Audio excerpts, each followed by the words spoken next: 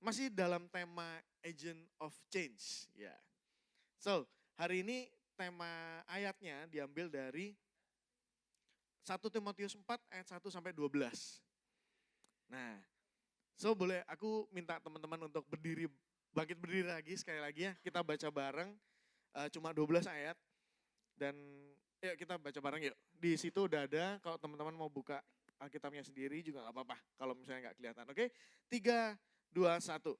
Tetapi roh dengan tegas mengatakan bahwa di waktu-waktu kemudian ada orang yang akan murtad lalu mengikuti roh-roh sesat dan ajaran setan-setan. Oleh tipu daya pendusta-pendusta yang hati nuraninya memakai cap mereka. Mereka itu melarang orang kawin, melarang orang makan makanan yang diciptakan Allah supaya dengan pengucapan syukur dimakan oleh orang yang percaya dan yang telah mengenal kebenaran.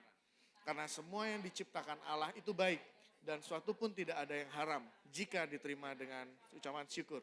Sebab semuanya itu dikuduskan oleh firman Allah dan oleh doa. Dengan lu mengingatkan hal-hal itu kepada saudara-saudara kita, engkau akan menjadi seorang pelayan Kristus Yesus yang baik, terdidik dalam soal-soal pokok iman kita dan dalam ajaran sehat yang telah kau ikuti selama ini. Tetapi jauhilah tahayul dan dongeng nenek-nenek tua, latihlah dirimu beribadah. Latihan badani terbatas gunanya, tetapi ibadah itu berguna dalam segala hal karena mengandung janji baik untuk hidup ini maupun untuk hidup yang akan datang. Perkataan ini benar dan patut diterima sepenuhnya. Itulah sebabnya kita berjerih payah dan berjuang karena kita menaruh pengharapan kita kepada Allah yang hidup, juru selamat semua manusia, terutama mereka yang percaya. Beritakanlah dan ajarkanlah semuanya itu. Jangan seorang pun menganggap engkau rendah karena engkau muda. Jadilah teladan bagi orang-orang percaya dalam perkataanmu, dalam tingkah lakumu, dalam kasihmu, dalam kesetiaanmu, dan dalam kesucianmu. Oke, terima kasih guys. Berkatilah orang yang membaca dan merenungkan firman Tuhan. Yes. Amen. Terima kasih. So, seperti yang Pastor Hizkia minggu lalu sempat sampaikan, ada Kohis sempat bilang, kita sekarang dihadapin dengan pengajaran-pengajaran yang beda tipis banget nih sekarang. Kalau mungkin dulu kita masih tahu, oh ini salah, oh ini benar. Nah kalau sekarang pengajarannya ini tipis banget.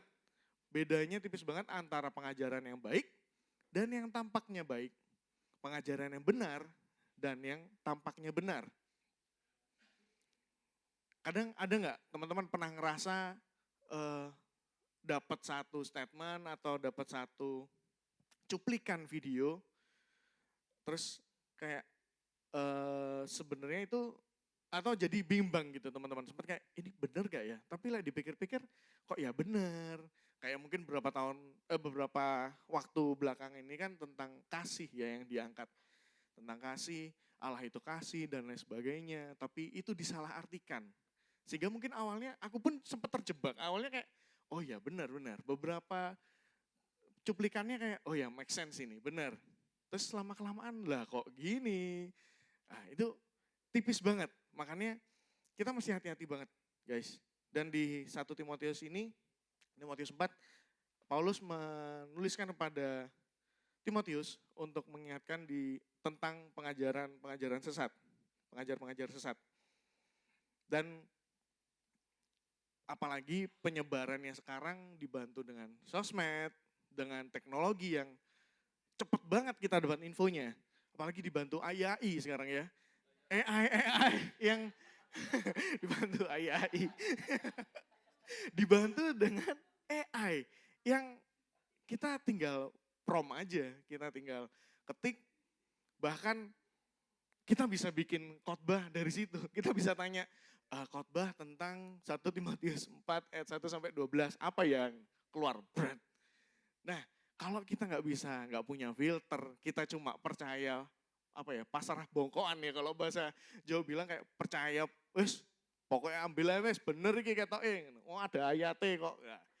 Nah itu kalau bahaya banget guys kalau kita sampai nggak punya filter wah kita bisa kemakan karena beda tipis banget perbedaannya itu tipis banget perbedaannya.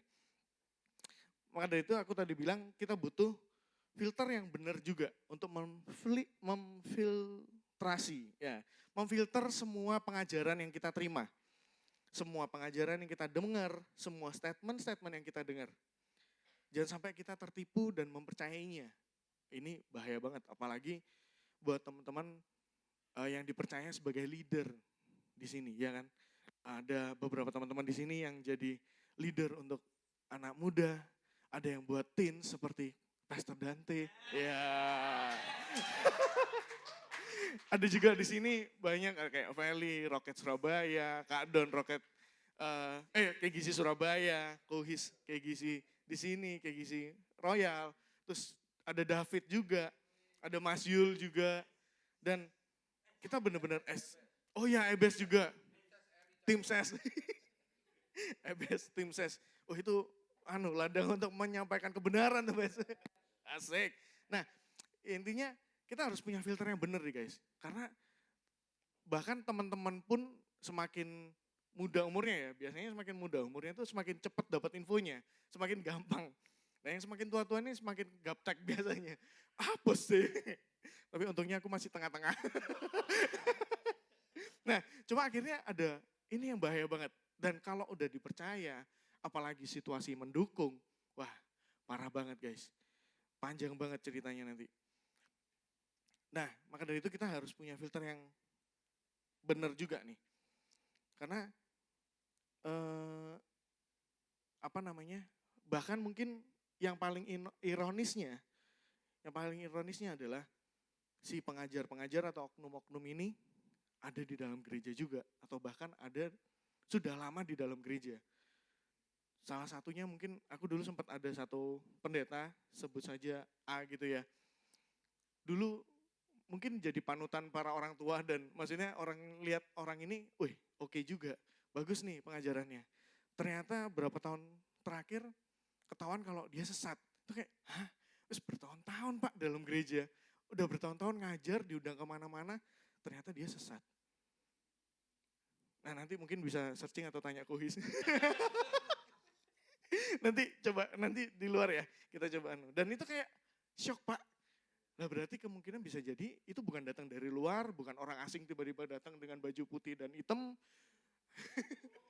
Atau dengan pakaian apa, tapi ada di dalam gereja, ada di sekitar kita.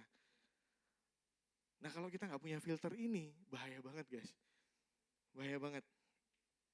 Dan caranya pun sekarang udah bukan yang langsung frontal ngasih tahu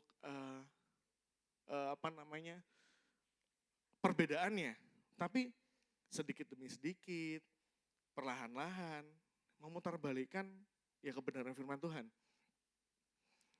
Ya caranya sama, ya karena bosnya si iblis ya, jadi caranya juga sama. Pelan-pelan masukin, pelan-pelan di brainwash, dan akhirnya kita kecantol, kita kayak masuk logika, oh ya bener ya, oh ya kayak gini.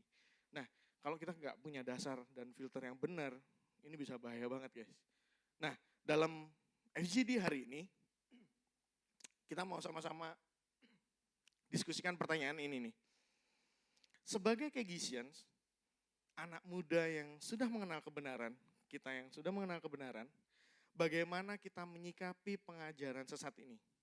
Contohnya jadi kayak gini, tindakan tegas seperti apa yang kita lakukan untuk menyikapi pengajaran sesat ini? Baik untuk diri sendiri maupun untuk orang lain. Kita coba bayangin, anggap aja ini terjadi pada orang terdekat kita. Mungkin bisa jadi saudara kita mempercayai pengajaran itu. Nah kita gimana caranya untuk nge-counter atau menjelaskan, menyampaikan kebenarannya. Atau mungkin sahabat kita. Atau mungkin orang tua kita. Nah coba bayangin, kira-kira kalau kita ada di posisi ini, dan ketemu orang ini, gimana kita menyampaikan dan gimana kita menyikapinya.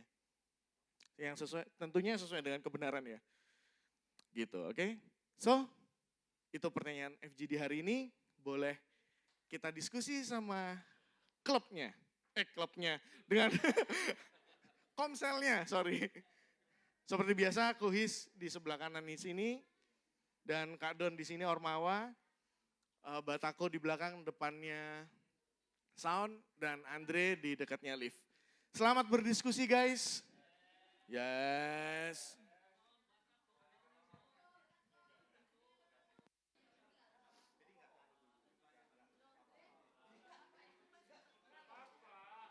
Sing papa.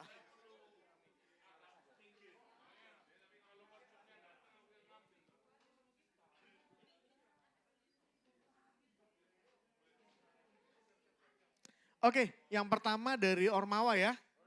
Yes, abis itu nanti dari Cafe Club, weh. Club Cafe. Bener itu. Oh cafe. Oke sih, ya cafe. Iya. Cafe Club dan nanti di yang terakhir Ormawa, Ormawa lagi. Batako. So, oke udah ready. Ada yang mau ke toilet dulu? Gak ada ya? Oke, so langsung aja. Zeva ya tadi ya? Oke, Zeva please welcome.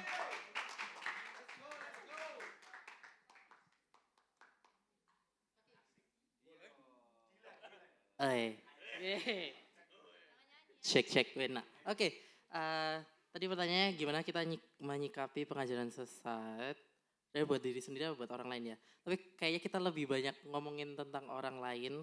Terus kita lebih suka ngomongin orang lain.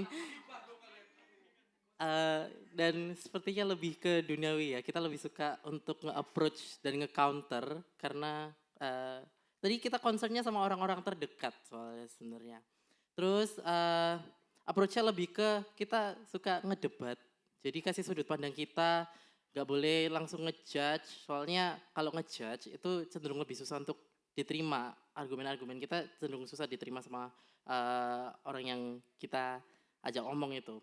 Nah, kita juga harus mastiin bahwa kita harus siap untuk nge-approach. Ya apa caranya? Dengan punya istilahnya argumen-argumen yang kuat dulu. Cara punya argumen kuat adalah kita harus firm sama apa yang kita percayai. Supaya jangan sampai apa yang kita percaya ini ya sebenarnya karena nggak firm jadinya sesat. Karena ya nggak tahu kebenarannya apa lah istilahnya kalau misalnya nggak firm sama itu. Terus cara approach itu juga dengan kasih. Semua tadi kata-kata Kak Don asik. Semua itu dibungkus dengan kasih tapi didasarkan dengan kebenaran. Terus ini ada suatu kata-kata dari kata-kata dari Warren.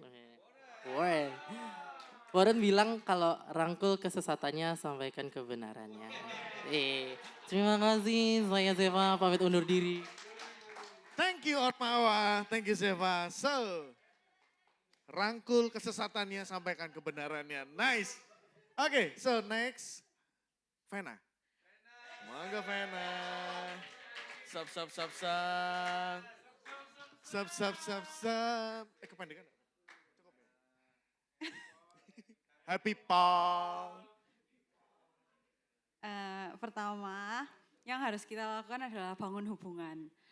Ya apa cara kita mau menyatakan kebenaran Tuhan kalau misalnya kita nggak bangun hubungan dulu sama orang itu. Menangkan hatinya baru menangkan pikirannya. Nah, yang kedua, mencoba berdiskusi dan menyatakan kebenarannya dan pengajaran yang benar. Kalau kata Kohis, doktrin itu harus lurus, kuno itu gak apa-apa, tapi aplikasinya itu yang harus modern. Terus yang ketiga, mengajarkan dengan kasih bukan dengan menghakimi. Dan yang keempat, kita harus mendoakan mereka. Kalau di doa malamnya kalian ingatlah orang-orang itu. Tuhan tolong, ingat doa malam ya guys, jangan lupa. Ya terima kasih. Oke. Thank you Vena. Thank you Cafe. Selamat malam. Iya, Vena left the chat. Aduh. Oke. Jelas. Si Ormawa. Beza. Yeay. Come on Beza. Batako. Dari Batako. Komsel Gude. Yes.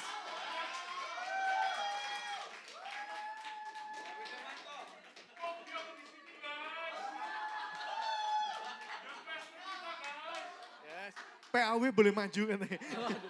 Waduh, waduh. Shalom. Oke, jadi ini dari Batako ya. Sebagai Kegisian, anak muda yang mengenal kebenaran, bagaimana menyikapi pengajaran yang sesat. Jadi setelah kita diskusi tadi, paling pertama itu biasa kita dengerin orangnya dulu. Maksudnya kita welcome orangnya untuk berbicara. Karena kalau misalnya dari awal kita udah langsung, oh sesat atau gimana kan, kayak istilahnya kan kita kayak udah ngejudge dia toh. Padahal mungkin aja orang yang sesat itu mikirnya kita yang sesat. Nah, langsung jadi kalau kita udah kenal kebenarannya, setelah kita udah dengerin dia, kita bisa langsung ngomong aja kebenarannya kita itu kayak gimana. Contohnya kayak misalnya kita bisa coba pertanyain, oh kasih pertanyaan-pertanyaan yang mungkin buat dia merenung. Itu kata Dante. Habis itu diajak diskusi. Itu kata Dante juga. Cuma itu kalau kita udah kenal. Kalau kita belum kenal, itu makanya kenalan. Ya kata Dante, kalau nggak kenal nggak sayang.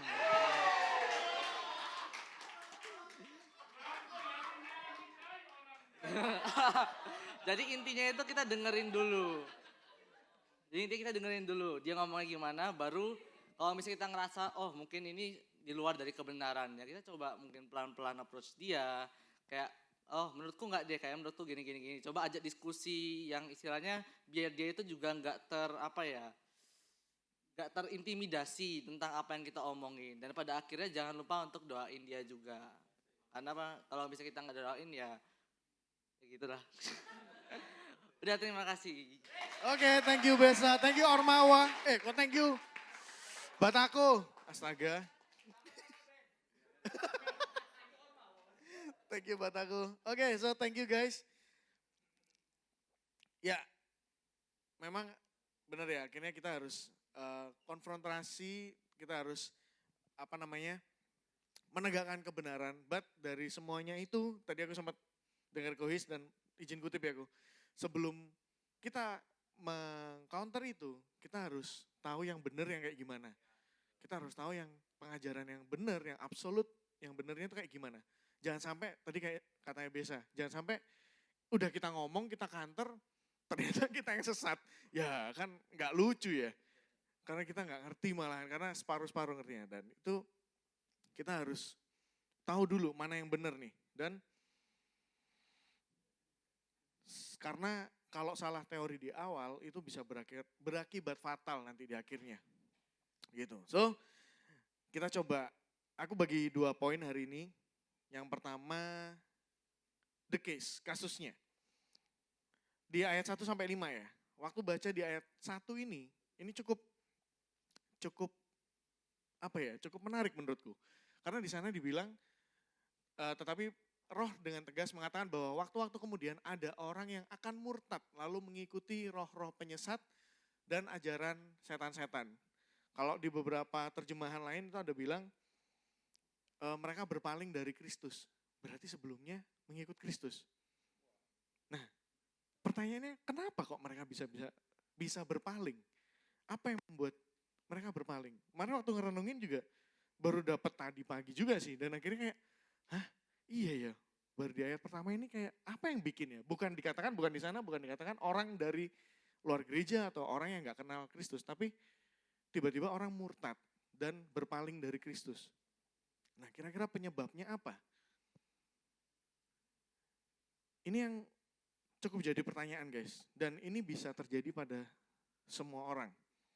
Kalau ini dari perenunganku ya, kita coba tarik lagi waktu kejatuhan manusia pertama.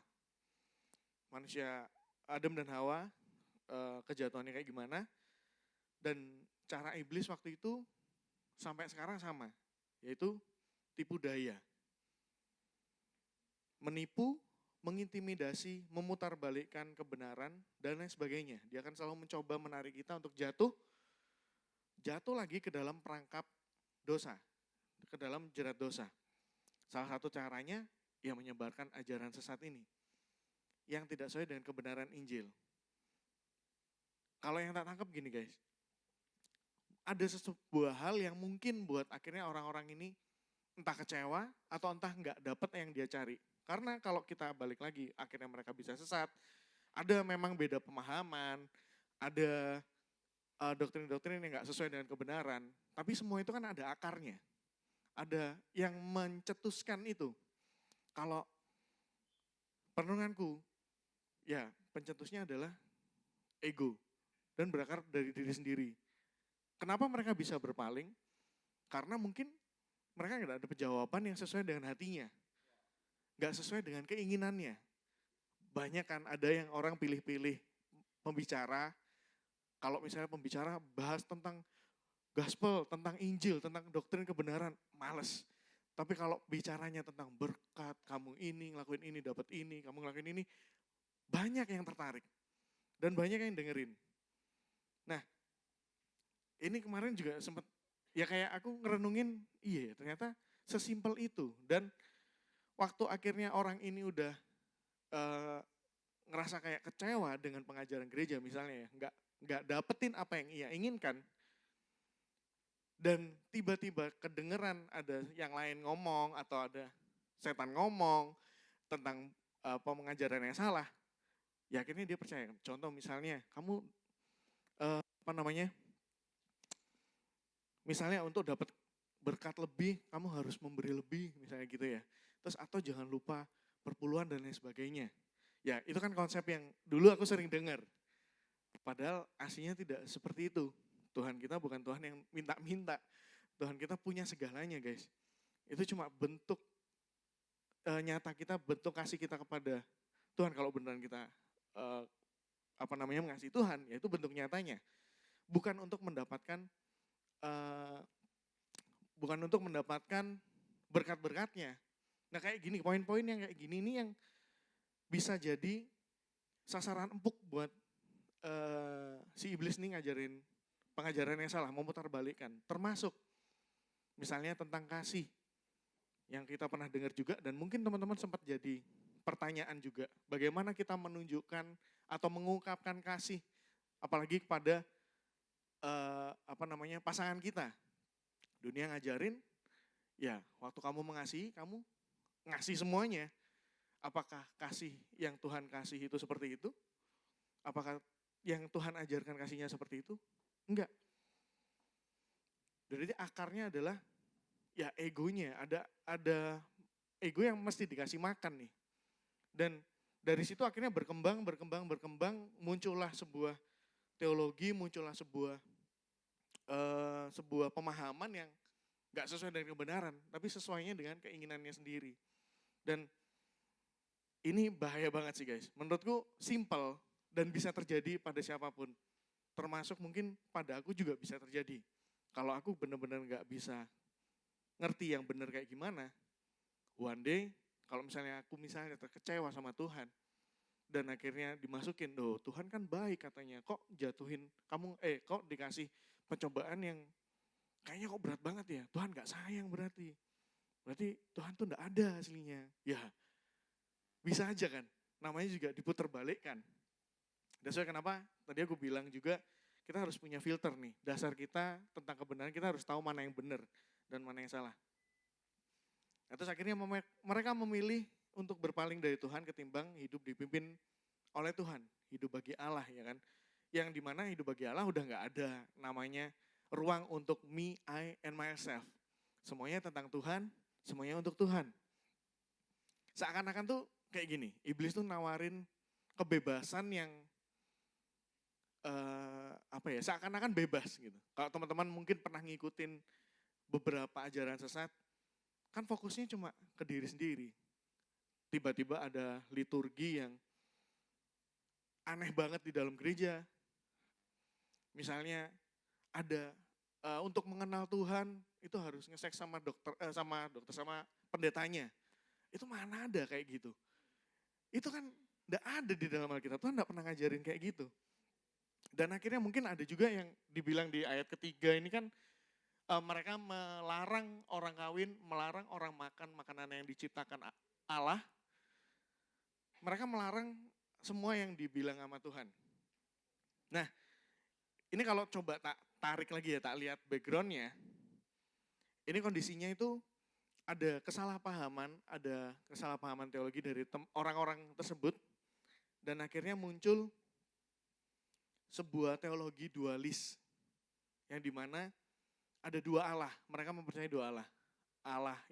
Ada dua Allah, Allah jahat dan Allah baik. Allah jahat itu Allah yang berhubungan dengan materi, duniawi, badan dan lain sebagainya, yang berhubungan dengan kenikmatan dan lain sebagainya. Dan Allah baik itu berhubungan dengan roh. Nah itu kan nggak ada konsep kayak gitu ya. Perasaan di dalam Alkitab nggak ada konsep kayak gitu. Tapi karena kesalahpahaman, karena mereka menafsirkan Alkitab, menafsirkan kitab suci berdasarkan pemikirannya, ya akhirnya yang muncul pemikirannya dia sendiri.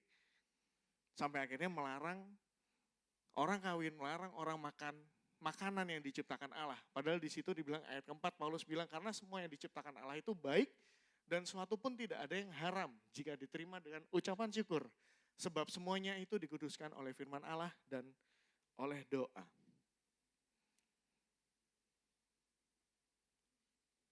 Perkawinan Tuhan sendiri yang bilang, baiklah kita menciptakan manusia menurut rupa dan gambar kita, dan biarlah mereka berkuasa, beranak cucu dan berkuasa atas bumi dan segala isinya.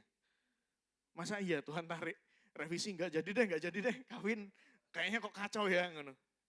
Enggak deh, Tuhan kita Tuhan yang tahu segalanya, omnipresent dan tak terbatas ruang dan waktu. Tapi di sini dibilang perkawinan enggak boleh dan lain sebagainya. Nah yang bikin akhirnya kacau itu kan karena kasih itu kan baik, ya kan? Kasih itu kan baik, perkawinan baik. Tapi saat ada dosa di dalam kasih, maka perkawinan bukan menjadi hal yang indah lagi. Perkawinan bukan jadi hal yang kudus, perkawinan bukan jadi hal yang sakral. Sakral kan, sorry guys. Aku kemarin waktu nulis tuh udah kayak, jangan sampai salah ngomong gitu. Ya salah ngomong juga. Iya, perkawinan bukan jadi sebuah hal yang sakral lagi. Saat ada dosa di situ. Perkawinan akhirnya, dosa membuat perkawinan menjadi murah dan gak kudus. Kita tahu kan ya, sekarang faktanya beberapa tahun terakhir ada istilah FWB. Ada yang pernah tahu? Front wheel drive, bukan. FWB, friend with benefit. Ada yang pernah tahu? Mungkin teman-teman ada yang punya teman seperti itu. Dan menurutku FWB udah disalahgunakan. Karena mereka bisa mendapatkan benefit apapun dengan temannya itu tanpa batasan apapun. Termasuk ya seks. Udah teman, udah kenal, udah deket, ya udah jadi kayak mainan guys. Itu kayak ya rusak banget sih menurutku. Akhirnya muncullah pacaran tanpa komitmen lah, belum pernah pacaran, belum ada hubungan tapi udah jalan dan lain sebagainya. Ini udah dirusak banget. Nah, yang diserang sekarang tuh udah prinsip-prinsip yang kecil tapi itu fatal akhirnya. Dan tidak sedikit anak-anak teman-teman kita millennials, Gen Z yang istilahnya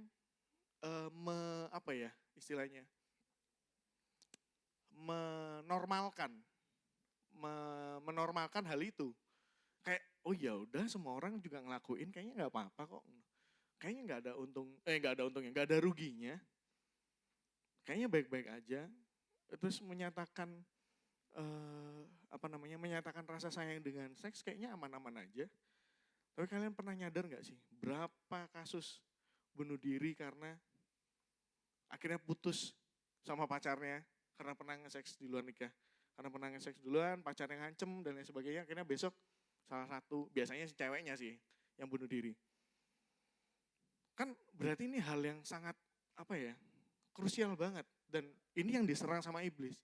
Nah kita sebagai anak muda, sebagai teman-teman dari mereka yang udah mengenal kebenaran, ini waktunya kita untuk speak up guys. Waktunya kita untuk counter ini. Karena salah satu aku sempat dengar salah satu yang diserang oleh iblis itu bukan orang-orang tua, tapi anak-anak muda. Karena orang-orang tua ya habis ini juga udah mendekati panggilan juga, ya kan? Maksudnya gitu kan? Maksudnya udah waktunya ada regenerasi. Nah yang nerusin kalau dia nyerang sana kan, ya udah habis ini selesai. Maksudnya gitu kan? Bener ya? Maksudnya logikanya gitulah kasarannya. Nah yang nerusin kan anak-anak muda. Kalau generasi ini udah rusak, mau jadi apa ke depannya? Saat mereka jadi orang tua, saat mereka punya anak, apa yang mau mereka ajarin ke anak-anaknya? Mungkin kita mikir, alah masih semester 1 kok, masih SMA, mikir nikah, pacar aja belum punya, udah mau mikir nikah. Tapi guys, kalian dipercaya di sini, udah jadi leader di sini. Ini salah satu rencana Tuhan juga untuk bisa nyampein pesan kebenaran kepada teman-teman adik-adik kita. Nah, dan juga kita mesti aware nih terhadap pengajaran-pengajaran yang menyimpang. Kayak tadi teman-teman sempat bahas kan kayak kok ada yang sesuatu aneh ya. Ya udah, jangan didengerin terus, jangan direnungin. Tapi coba dikanter. Dan tadi juga teman-teman udah sampein sebagai anak muda yang mengenal kebenaran, bagaimana kita menyikapi pengajaran sesat. Tindakan tegas seperti apa? Tadi ada yang nganter, ada yang bikin jalin hubungan dan coba berdiskusi dan masukin nilai-nilai kebenaran, itu udah baik banget. Dan gimana caranya? Di 1 Timotius 4 ini juga udah dijelasin, cukup praktikal, banyak hal-hal yang praktikal di sini. Kita masuk poin kedua, tadi poin pertamanya adalah case. Case-nya adalah sekarang kita dihadapkan dengan masalah doktrin-doktrin yang baik dan kelihatan baik, benar dan kelihatan benar. Dan sekarang adalah missionnya. Poin kedua. Nah tadi aku bolak-balik bilang juga, kita harus ngerti, benar-benar mengerti pengajaran yang benar itu seperti apa. Supaya kita bisa mengidentifikasi pengajaran yang salah. Nah di 1 Timotius 4 ayat 13 sampai 16. Ini aku agak loncat ke ayat selanjutnya. Tak bacain. Sementara itu, sampai aku datang, bertekunlah dalam membaca kitab-kitab suci. Dalam membangun dan dalam mengajar. Ini karena Timotius sebagai pemimpin ya gue. Salah satu pemimpin di sana dan ini surat Paulus dibilang untuk bertekunlah dalam membaca kitab-kitab suci, membangun dan mengajar. Kemudian di ayat 16 dibilang, awasilah dirimu sendiri dan awasilah ajaranmu. Bertekunlah dalam semuanya itu, karena dengan berbuat demikian engkau akan menyelamatkan dirimu dan semua orang yang mendengar engkau. Buat teman-teman leader di sini, mari kita sama-sama mengawasi diri kita dan mengawasi pengajaran kita. Gak cuma tertutup untuk leader sih, buat kita semua. Kita semua punya tanggung jawab yang sama untuk menyampaikan kebenaran firman Tuhan. Semua sama, gak harus jadi leader, tapi semua kita punya amanat agung yang sama, yaitu menjadikan bangsa muridnya Tuhan dan menyampaikan kebenarannya. Jadi gak usah nunggu jadi leader, sorry aku ralat, gak usah nunggu jadi leader. Tapi sekarang kalian punya teman, kalian punya keluarga, itu ladang untuk menyampaikan kebenaran firman Tuhan. Bertekun dalam membaca kitab suci, bertekun dalam membangun dan mengajar, menjauhi tahayul dan dongeng-dongeng, mitos dan lain sebagainya. Kita memfokuskan diri kita hanya pada pengajaran yang benar. Mengenal dan melekat pada sang sumber kebenaran tersebut. Kita nggak cuma belajar aja, tapi kita harus kenal siapa kebenaran itu. Kita harus punya hubungan sama sang kebenaran itu, yaitu ya Yesus Kristus. Kemudian setelah itu kita juga tinggal di komunitas yang benar. Ya percuma aja kita belajar tapi kita bergaulnya sama orang-orang sesat, lama-lama kita juga kemakan, ya kan? Kalau bukan Tuhan yang menaruh kita di sana, ya jangan coba-coba gitu intinya ya. Tapi intinya gini, kita harus benar-benar belajar nih. Kita harus belajar, kita harus kenal, kita harus bangun hubungan sama Tuhan. Supaya kita benar-benar ngerti nih. Jadi waktu kita menemukan hal yang salah, udah kerasa nih. Karena kita tahu yang benar kayak gini. Kalau kita nggak pernah belajar yang benar, kita nggak pernah kenal siapa Tuhan, kita nggak tahu kebenarannya, waktu ditanya atau waktu ketemu sama yang sesat, ya kita sendiri nggak tahu apa-apa akhirnya. Nggak bisa ngomong apa-apa. Ini kelihatannya simple, basic, terus kayak mungkin kayak, wah udah kayak sering denger. Tapi kalau nggak dilakuin, kalau disepelein guys, wah ini endingnya bisa fatal banget. Dan ya aku bersyukur ada di komunitas ini, di KGC Surabaya, ya kan, di mana kita bisa bersama-sama berbagi, kita bebas berbagi apapun, kita bebas mengutarakan apa yang jadi pergumulan kita tanpa ada judgement. Aku bersyukur juga Kohis bisa bersedia untuk memimpin kami di sini, mengajarkan kebenaran yang dimana itu menyingkapkan semua hal yang ternyata pemahaman kita salah tentang hal itu. Contoh salah satunya mungkin tentang keberhargaan diri. Dulu sering banget dibilang, karena kita berharga, Tuhan menyelamatkan kita. Karena kita berharga di matanya, kita diselamatkan oleh Tuhan. Kenyataannya guys, kita gak berharga guys. Kita ini gak ada harganya. Yang ngasih kita berharga, itu Tuhan, pribadi Tuhan. Dulu ingat ada uang 100.000 biasanya kan ya, atau uang besar, di kucel-kucel, diinjak-injak. Terus siapa yang mau, masih mau. Dan dibilang ini duit 100.000 berharga gitu kan. Walaupun diinjak-injak, kita tetap jadi berharga. Setelah mendengar Injil, mendengar kebenarannya, konsep yang sebenarnya adalah kita ini kertasnya guys. Kita ini kertasnya yang diinjek-injek yang gak ada nilainya. Yang ngasih nilai itu BI, Bank Indonesia. Sama kayak hidup kita. Hidup kita ini gak ada gunanya, gak ada artinya. Yang ngasih arti itu Tuhan Yesus sendiri. Tuhan yang datang, Tuhan yang ngecap, pluk. Makanya kita punya arti, kita punya value. Punya value di situ. Dan itu kayak, oh iya ya ini konsep sebenarnya. Kita berdosa, kita nggak ada apa-apanya, nggak ada yang bisa kita banggain. Tuhan datang, Tuhan selamatin kita, Tuhan tebus kita, Tuhan angkat kita jadi anaknya. Dan itu konsep yang kecil tapi kayak menurutku ini ngubah banget sih. Ngubah perspektifku tentang kebenarannya. Dulu kita ngerasa, akhirnya kan karena kita berharga, kita diselamatkan. Jalannya gini dong, kita berharga, aku berharga. Terus ngeliat orang berdosa, aku lebih berharga. Karena ada uang 1.000, 2.000, 3.000, kita 100.000 ya kan. Akhirnya kita ngerasa, aku 100.000, kamu cuma 1.000, 2.000. Nah, tapi kalau kita pahamin ini, kita ini sama-sama kertas guys. Kita ya kertas 1.000, kita kertas 2.000, kita kertas 3.000 dan lain sebagainya. Kita sama-sama bernilai di tempat di mana Tuhan kasih. Dan itu yang kayak, iya ya. Makanya kenapa kita harus kenal kebenarannya secara utuh guys. Dan thank you Paulko mengajarkan kami kebenaran yang absolut. Dan itu ngubah banyak hal. Teman-teman juga, puji Tuhan teman-teman Rocket pun juga waktu ada ya pembicara yang atau nyampein yang kurang tepat, mereka aware juga. Dan itu kayak, ya ini Tuhan sih. Ini Tuhan yang nyatain. Dan aku bersyukur sih untuk itu. Dan so guys, tadi juga sempat disampaikan sama Pak Arifin di khotbahnya, di Sugem, nggak ada orang yang sempurna di sini. Dan Andre juga sempat bilang tadi nggak ada orang yang sempurna di sini. Kita di sini nggak ada yang sempurna. Kadang pun juga aku masih ngejudge. Jadi jangan takut, jangan ngerasa jangan ngerasa minder. Kalau misalnya ada teman-teman mau sharing sesuatu ke kami, nggak apa-apa, sharingin aja. Kita sama-sama bertumbuh, kita sama-sama cari jawaban dari sisi kebenarannya.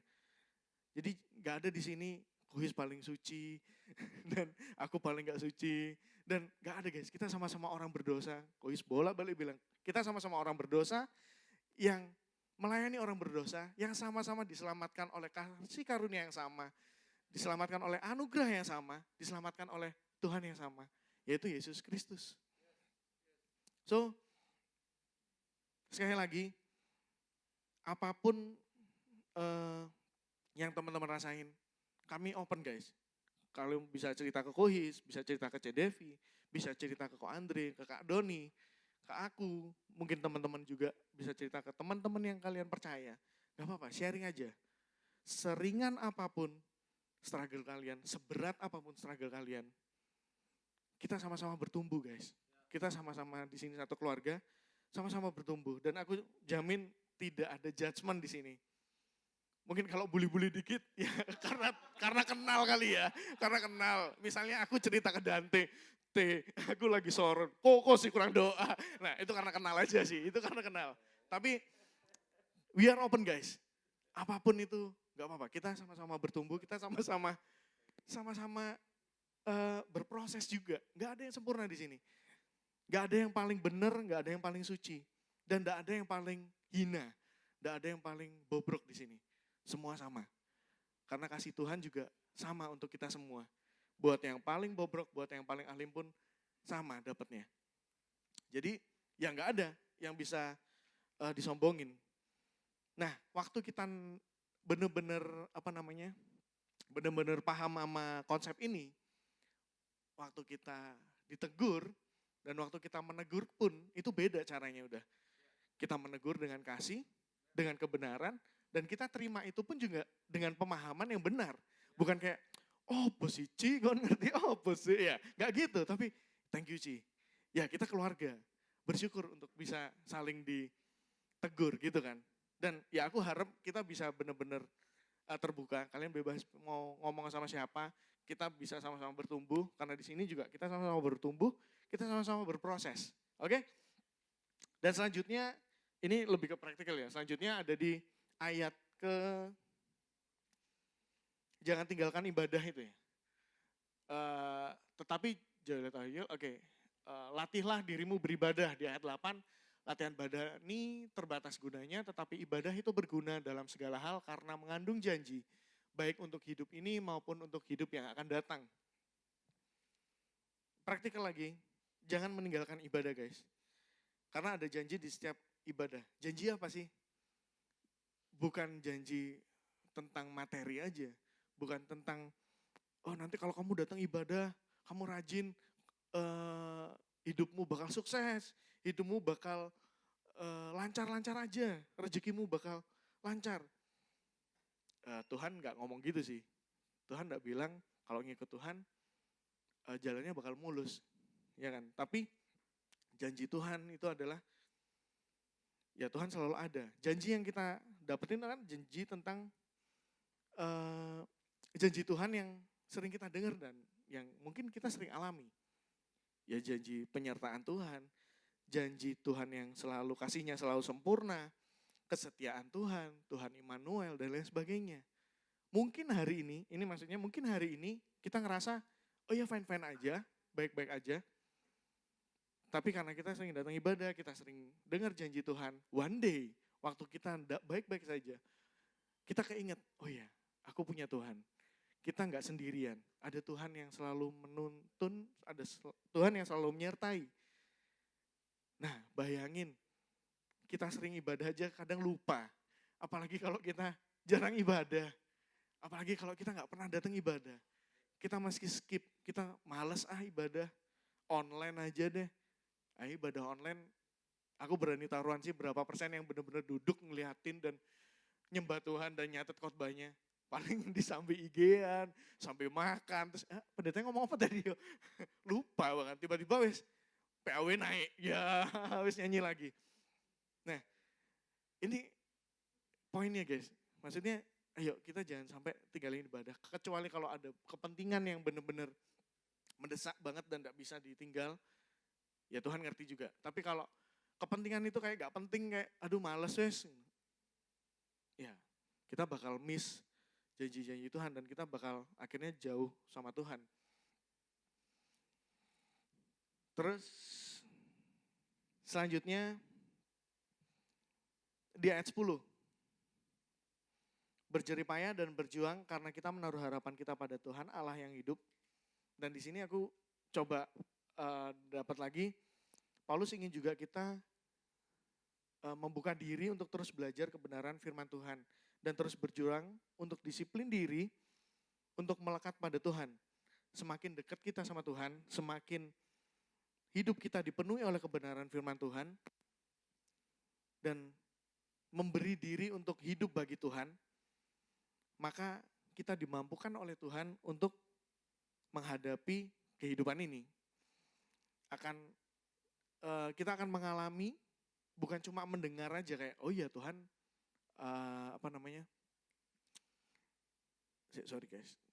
Tuhan dimampukan oleh Tuhan. Biasanya kita bakal cuma dengar aja. Oh ya, kalau kita nggak ngelakuin itu, nggak mengalami kita berusaha, kita coba dan mendisiplinkan diri untuk mencari Tuhan, ya kita cuma mendengarin kata orang aja, kita akan dimampukan oleh Tuhan, kita akan dimampukan oleh Tuhan. Tapi kalau kita benar-benar membuka diri untuk dipimpin oleh Tuhan, mendisiplinkan diri untuk berhubungan dengan Tuhan, mencari pribadinya, kita bakal ngerasain, oh iya, ini penyertaan Tuhan, ini dimampukan oleh Tuhan, dan kita benar-benar bisa sharing juga ke teman-teman. Dan kita juga bisa ngefilter nih, oh iya ini ajaran yang salah, ini ajaran yang benar. Salah satu yang terakhir di ayat 12, jangan seorang pun menganggap engkau rendah karena kau muda.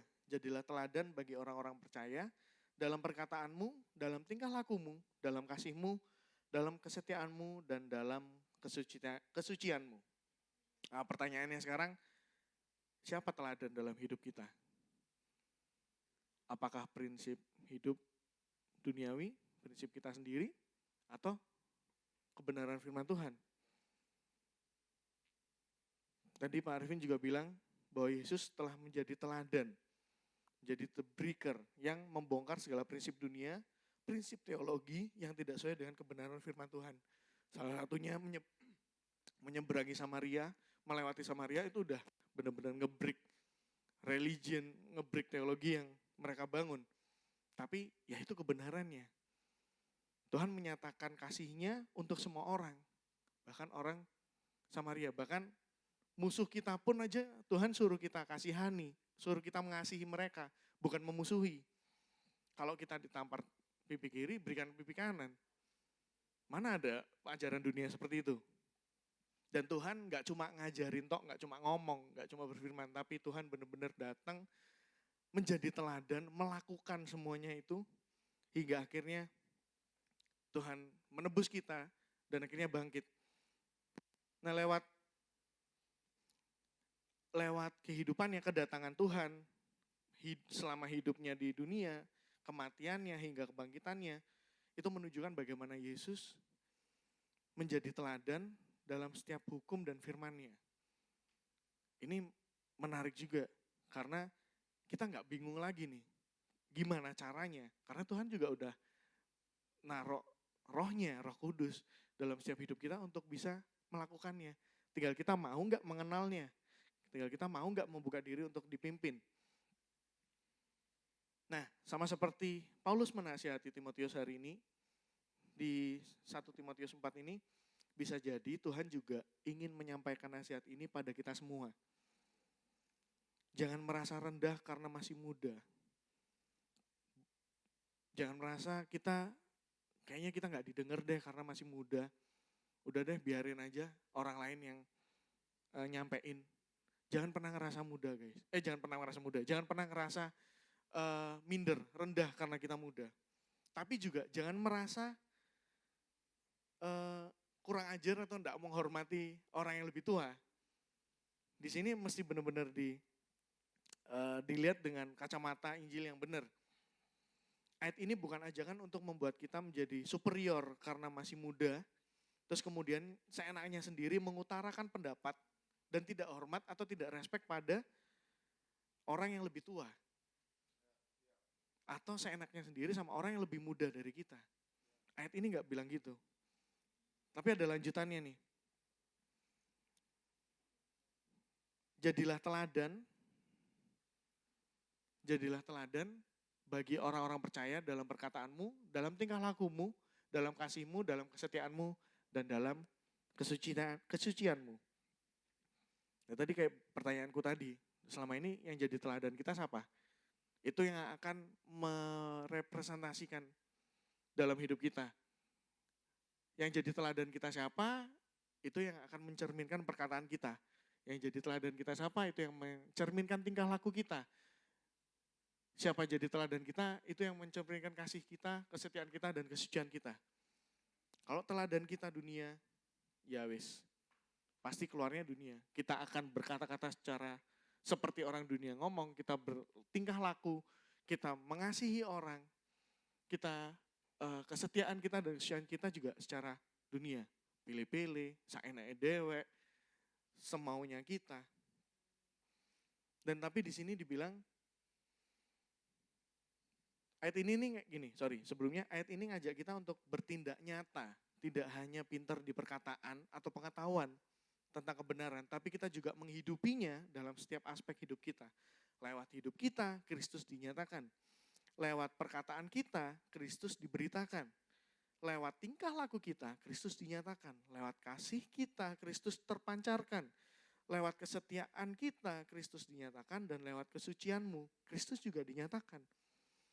Sekali lagi, bukan untuk membuktikan siapa paling benar atau siapa paling salah.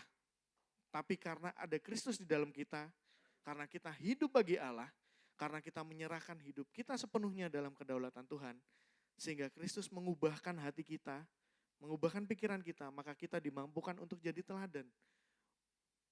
Jadi teladan seperti yang dibilang di Alkitab ini. Kita akhirnya bisa menjadi teladan dalam hidup kita. Kita bisa jadi teladan dalam perkataan kita. Kita bisa jadi teladan lewat tingkah laku kita, lewat kasih kita, lewat kesetiaan kita, lewat kesucian kita. Karena Kristus yang dinyatakan. Dengan kita paham ini, kita mengasihi orang pun berbeda. Dengan kita memahami ini, perkataan kita juga berbeda. Perkataan kita bukan lagi yang membuat orang jatuh, tapi membangun orang. Tingkah laku kita juga enggak gemeradak, ya istilahnya bahasa Jawa, enggak sakarepe dewek, enggak karu-karuan, tapi tingkah laku kita juga bisa membangun. Kesetiaan kita, kesucian kita pun juga bisa dinyatakan di situ. Berbeda juga. Karena apa? Karena Kristus ada dalam kita. Menjadi teladan yang benar, baik dalam perkataan maupun perbuatan, harus didasari dengan pengajaran yang benar pula. Dan harus disertai dengan penyerahan diri dan membuka hati kita untuk senantiasa dimurnikan oleh kebenaran firman Tuhan. Sekali lagi, tak bilang ini closing statement aja. Menjadi teladan yang benar, baik dalam perkataan maupun perbuatan, harus didasari dengan pengajaran yang benar. Kita tidak bisa nge-skip ini, kita harus tahu yang benar yang mana. Makanya kita harus bangun hubungan sama Tuhan, kita harus disiplin diri kita untuk mengenal pribadinya. Dan membuka hati kita untuk senantiasa dimurnikan oleh kebenaran firman Tuhan. So, selamat jadi agent of change dimanapun Tuhan tempatin kalian. Aku percaya satu hal, Tuhan selalu ada untuk kita saat kita benar-benar mau buka hati untuk dikoreksi. Dari situ Tuhan akan memimpin kita untuk bisa menyampaikan kebenarannya. Tanpa ada judgment, tanpa ada istilahnya tanpa ada penghakiman, tapi ada kasih di sana yang disampaikan. Dan kasih Tuhan yang membuat semuanya beda, ya kan? Kita tahu semua kasih Tuhan yang membuat semuanya berbeda. So, kiranya firman hari ini bisa benar-benar mengubahkan setiap paradigma kita. Kita tidak lagi takut akan ajaran-ajaran sesat, tapi kita tahu kebenarannya, kita harus berbenah diri juga sebelum kita bisa menjadi agent of change, sebelum kita bisa berdampak buat orang. Mari kita sama-sama berbenah diri selama masih ada kesempatan, guys. Itu berarti masih ada rencana Tuhan yang ingin dinyatakan, masih ada rencana Tuhan yang ingin disampaikan pada kita dan bagi orang-orang sekitar kita. So, selamat jadi agent of change, let's pray. Tuhan, terima kasih buat berkat-Mu hari ini, terima kasih buat firman-Mu hari ini.